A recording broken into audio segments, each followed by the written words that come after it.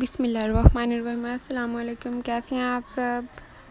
اللہ تعالیٰ سے دعا ہے کہ اللہ آپ کی اور ہماری سب کی تمام پریشانیوں کو اور مشکلوں کو ختم کر آمین ثم آمین۔ آج ہم یہ سادی باتوں کے علاوہ کچھ دین کی باتیں بھی کریں گے جو ہم ہر انسان کو پتہ ہونی چاہیے۔ کچھ احادیث مجھے پتہ ہے میں آپ لوگوں کے ساتھ شیئر کرنا چاہوں گی،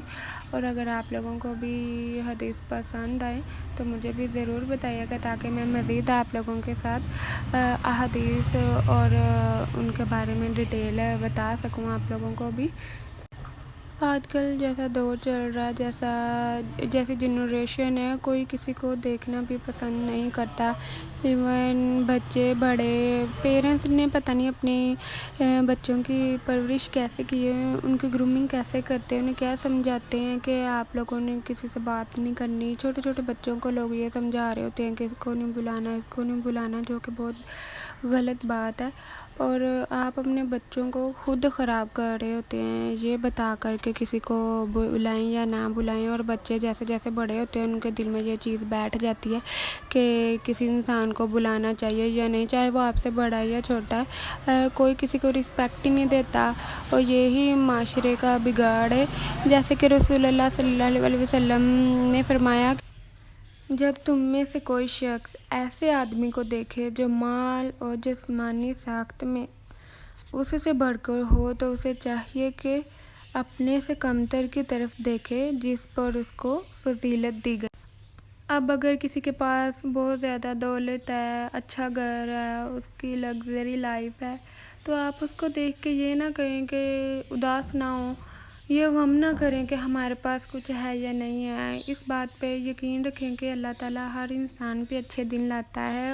اور یہ کہ آپ اپنے سے کم تر لوگوں کو دیکھ لیں، ایسے لوگ جن کے پاس آپ جیسی لائف بھی نہیں ہے،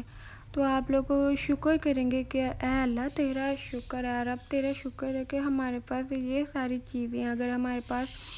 یہ ساری چیزیں بھی نہ ہوتی، یہ ساری آسائشیں بھی نہ ہوتی تو ہم کیسے رہتے۔ اللہ تعالیٰ کا ہر حال میں شکر ادا کرنا چاہیے۔ جب ہم اپنے دلوں میں لالچ لے آتے ہیں کہ ہمیں بھی وہ اگلے انسان جیسی ہر چیز چاہیے، تبھی تو ہم غلط رستوں پر چلتے ہیں اور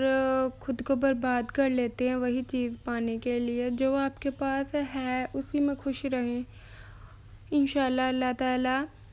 وہ چیزیں بھی آپ کو عطا کر دیتے ہیں جو آپ نے کبھی سوچی بھی نہیں ہوتی۔ ایک اور روایت میں آپ سے شیئر کرتی ہوں جس میں رسول اللہ صلی اللہ علیہ وسلم نے فرمایا کہ جس شخص میں 2 خصلتیں ہوں گی اللہ تعالیٰ اس کو شاکرین اور صابرین میں لکھیں گے۔ خصلت عادت کو کہتے ہیں۔ جس شخص کی یہ عادت ہو کہ وہ دین کے معاملے میں اللہ تعالیٰ کے ان بندوں پر نظر رکھے جو دین میں اس سے فائق ہوں اور بالا تر ہوں، اور ان کی پیروی اختیار کرے، اور دنیا کے معاملے میں ان غریب و مسکین اور خستہ حال بندوں پر نظر رکھے جو دینوی حیثیت سے اس سے بھی کمتر ہوں، اور اس پر اللہ کا شکر ادا کرے،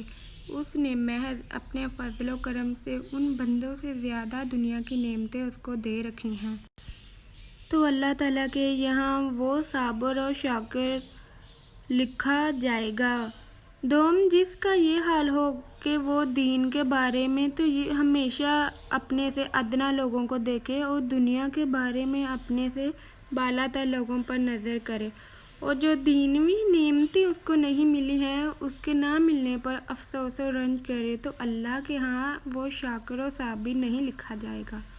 الغرض جو بندہ اپنے آپ کو اس بات کا عادی بنا لے کہ دین کے معاملے میں ہمیشہ اللہ کے ان اچھے بندوں پر نظر رکھا کرے جن کا مقام دین میں یعنی ایمان و اعمال اور اخلاق میں ہے، اس سے بلند تر، اور ان کی پیروی کرتا رہے، اور دنیا کے تمام معاملات میں اللہ کے ان خستہ حال اور مبتلا مصائب بندوں پر نظر رکھے جو دینوی لحاظ سے اس سے کمتر اور پشت تر ہوں، ان کے مقابلے میں دینوی راحت و عافیت کی جو فضیلت اللہ تعالیٰ کی طرف سے دی گئی ہے اس کو محض اللہ کا فضل سمجھ کر اپنے اس محسن مالک کا شکر ادا کرتا رہے۔ سمپل بات وہی ہے کہ آپ نے صابر رہنا ہے، شکر کرنا ہے۔ اللہ تعالیٰ نے آپ کو کیسے بھی حال میں رکھا ہے، اللہ کا شکر ادا کریں۔ اللہ کو اپنا شکر ادا کرنے والے انسان بہت پسند ہے، اور جو شکر کرتا رہتا ہے اللہ اس کے مصائب بھی ختم کر دیتا ہے۔ اللہ اس انسان کی اس عادت کو پسند کر لیتا ہے کہ یہ میرا بندہ کتنی مشکلوں میں ہے، میں نے اس کو کیسے رکھا ہے، اور یہ پھر بھی یہ انسان میرا شکر ادا کرتا رہتا ہے۔ اب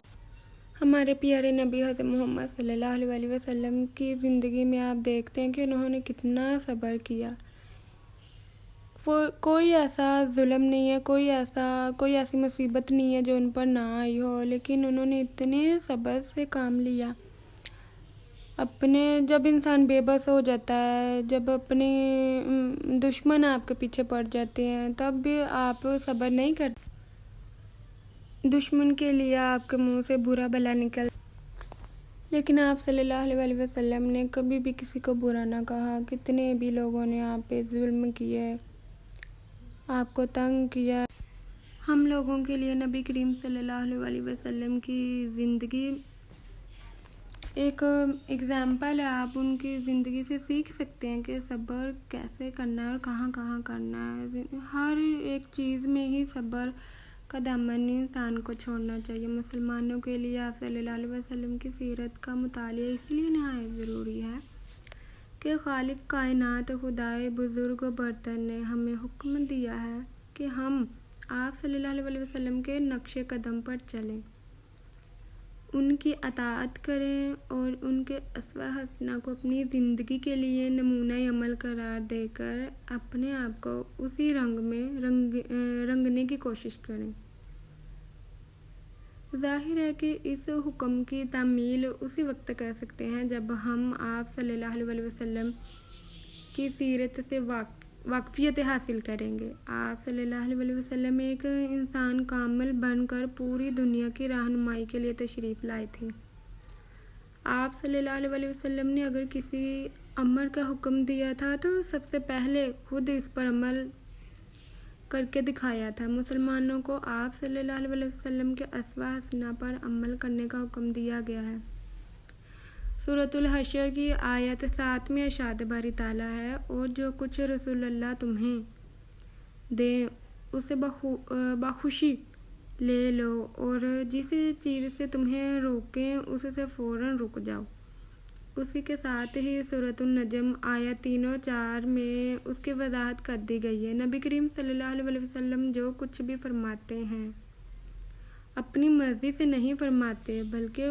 اسی وقت کہتے ہیں جب ان پر وحی اترتی ہے۔